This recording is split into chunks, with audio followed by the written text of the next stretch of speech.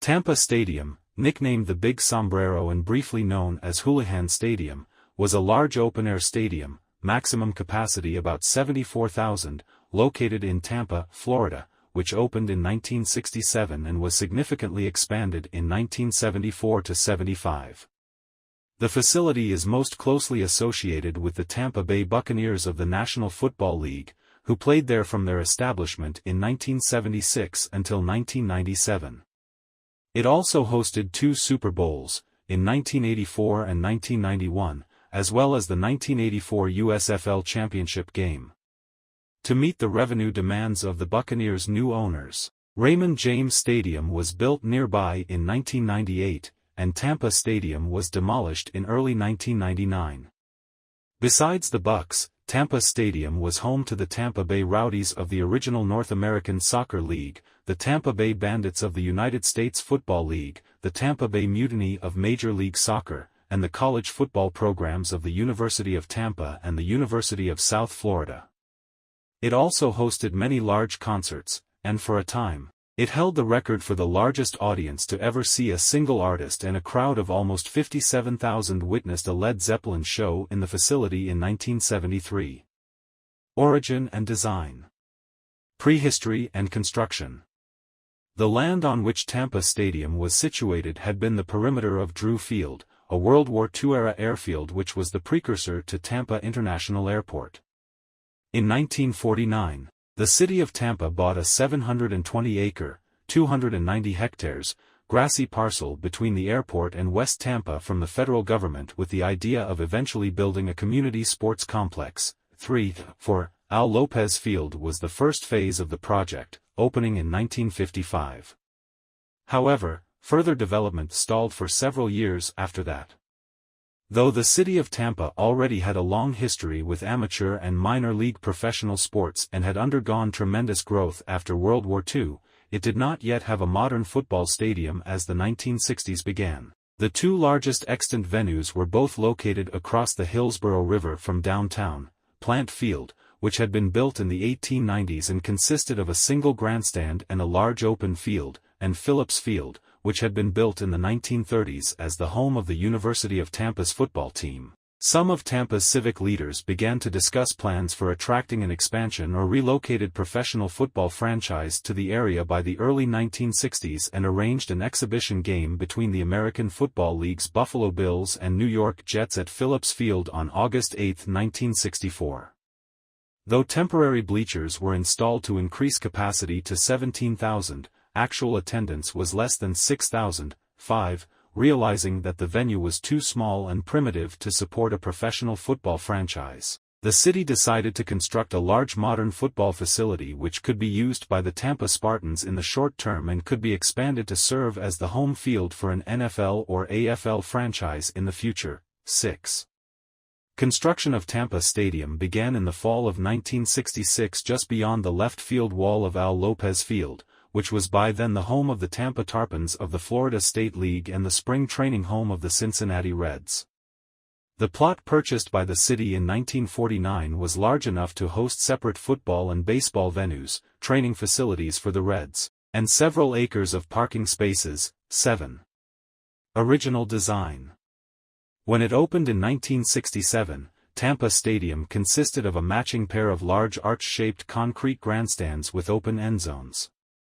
The seating consisted of long, backless aluminum benches that were accessed via short tunnels, vomitoria, which connected the seating area to wide, open concourses at the rear of the grandstands.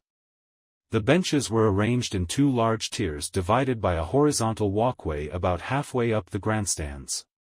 The slope of the grandstands was relatively steep, giving every seat a direct and unobstructed view of the field. The official capacity was 46,481, though temporary bleachers could be placed in one or both end zones if needed.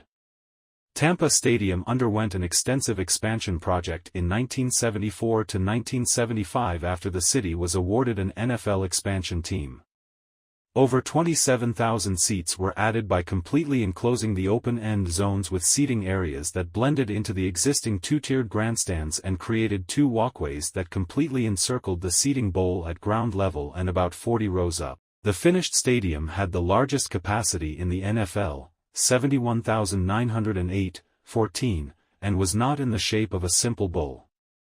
The top of the stadium was in the shape of a wave, which was highest at the center of the two sideline grandstands and gently sloped downward to a rounded corner where it met the end zone sections, which were a little more than half as tall. Much later, the stadium was dubbed the Big Sombrero by ESPN's Chris Berman for the unique undulating hat/wave shape created by the 1975 expansion. The last major renovation took place in the early 1980s when, in preparation for its first Super Bowl in January 1984, the press box atop the West Grandstand was expanded and updated, and a large new suite of luxury boxes was added atop the East Grandstand. This configuration gave the facility its maximum seating capacity of 74,301. For the 1990 season, which culminated in the stadium's second Super Bowl, large flagpoles were mounted on the upper rim of the stadium as part of a stadium update that included the addition of a jumbotron screen in the south end zone and smaller scoreboards above the field-level tunnels in two corners of the stadium. The poles were used to fly large flags for each of the NFL's teams until 1997, when the Buccaneers adopted a uniform redesign featuring a red flag on their helmets. Large versions of the flag were hoisted on the stadium's flagpoles, and the Buccaneers penetrated their opponent's 20-yard line. The franchise continued this practice when it moved to Raymond James Stadium next door a year later. Playing surface. Over the lifetime of Tampa Stadium, the natural grass turf consisted of several varieties of Bermuda grass, most notably Tifway 419. The playing surface was consistently one of the best in the NFL, and was regularly named a player's favorite in surveys conducted by the National Football League Players Association. Heat. Tampa Stadium was built almost exclusively of concrete. Throughout its existence, exterior walls were painted light tan or white or left as bare concrete, as were the flooring surfaces. Seating consisted of long aluminum benches, and there was no roof or overhang of any kind over the field or seating areas.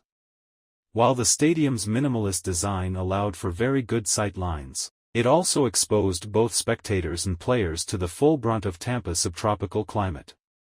This was especially true after the stadium was fully enclosed for the Buccaneers' 1976 inaugural season, cutting off breezes which had flowed through the open end zones, while fans could retreat under the grandstands to the shade of the wide concourses where concessions and restrooms were located. Players and personnel on the field had no such recourse. Cooling equipment was usually placed near the sideline benches. The Buccaneers were also allowed to wear their white jerseys at home, forcing their opponents to suffer in their darker, and hotter, jerseys. During the summer and early autumn, events in the stadium were often scheduled in the evening hours to avoid the often oppressive afternoon heat and humidity. In another nod to local weather, the natural grass playing surface was highly crowned to provide rapid drainage during Tampa's intense thunderstorms, with the sidelines almost 18 inches lower